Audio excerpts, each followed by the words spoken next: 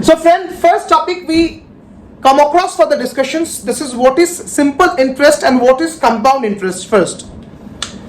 So my friend, we need to understand simple interest and compound interest. It is one of the old schedule by which we can calculate the exact amount of interest that we have to pay to the lender to whom I borrow the money. Means suppose Mr. X, right? Mr. X, I borrow something from Mr. X. Suppose it is 10,000 rupees. Okay? And I borrow the money from Mr. X for n number of years. N number of years. Clear? Guys, listen to me.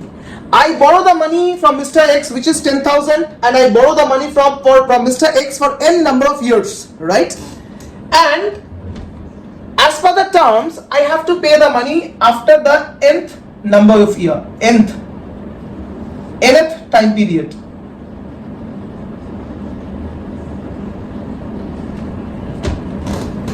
Listen to me very carefully.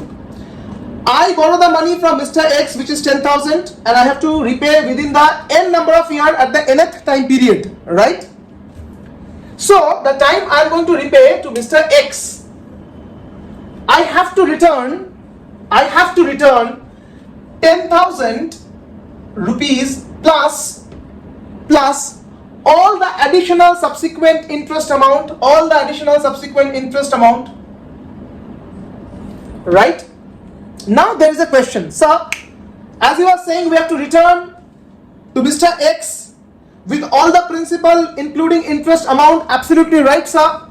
But there is a question, sir, that's what schedule of interest you are going to subject to return, whether it is simple interest or it is compound interest. Now there is a question, that's what schedule of return you are going to repay to Mr. X, because you borrow 10,000, you have to return including interest.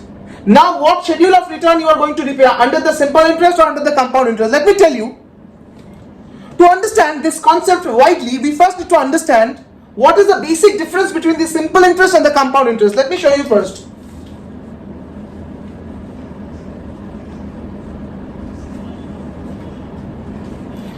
There is a basic fundamental difference between simple interest and the compound interest. Let me tell you. Assume that I borrow 100 rupees at the rate of 10%.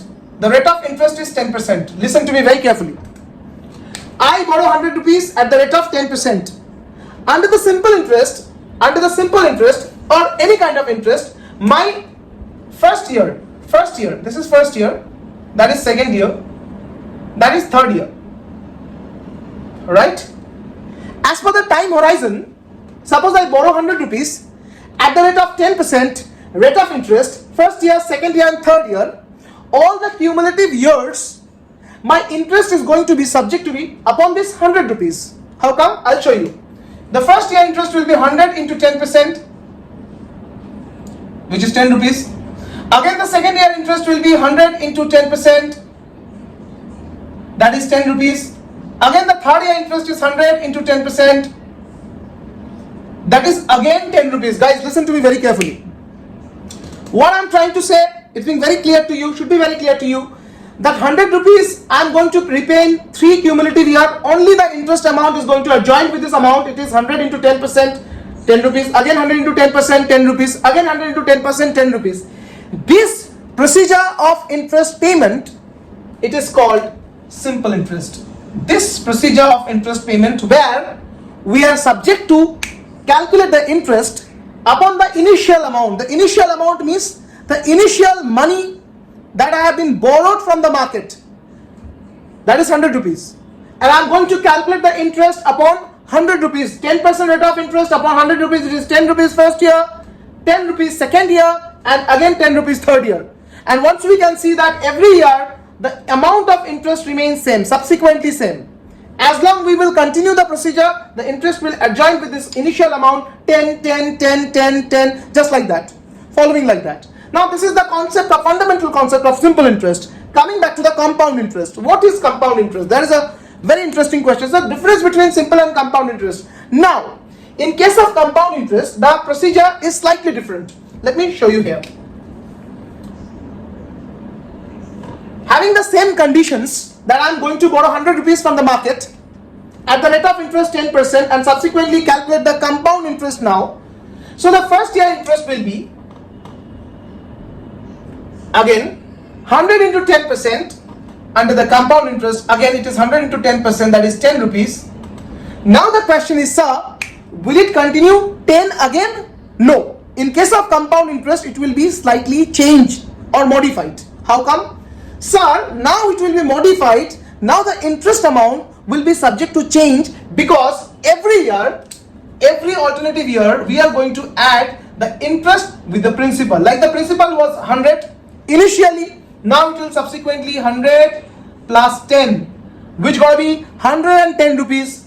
And then upon this 110 rupees, we are going to calculate the interest, which is 10%. Means 110 into 10%, this is going to be 11 rupees for second year.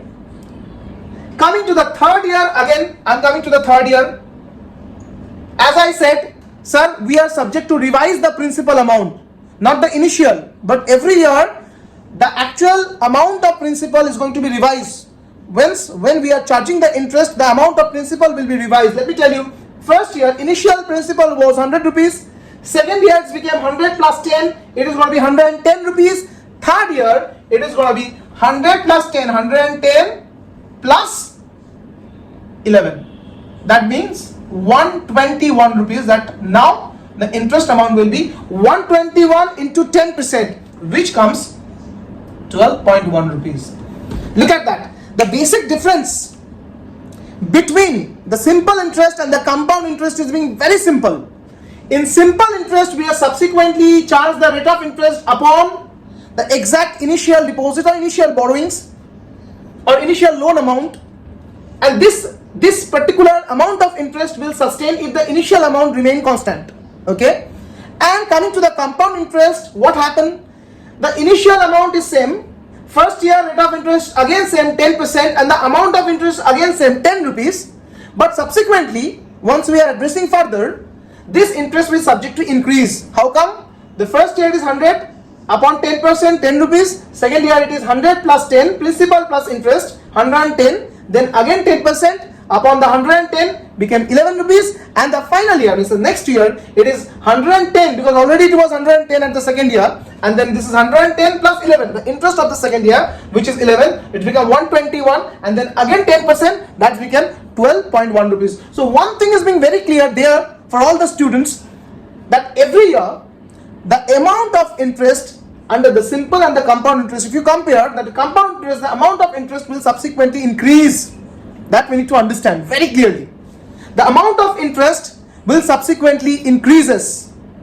So my friend, next episode we will subject to come to the formula by which we can calculate the simple interest and its interest, rate, amount, annuity, everything. Again we will come into the formulas based on the compound interest and all the subsequent applications.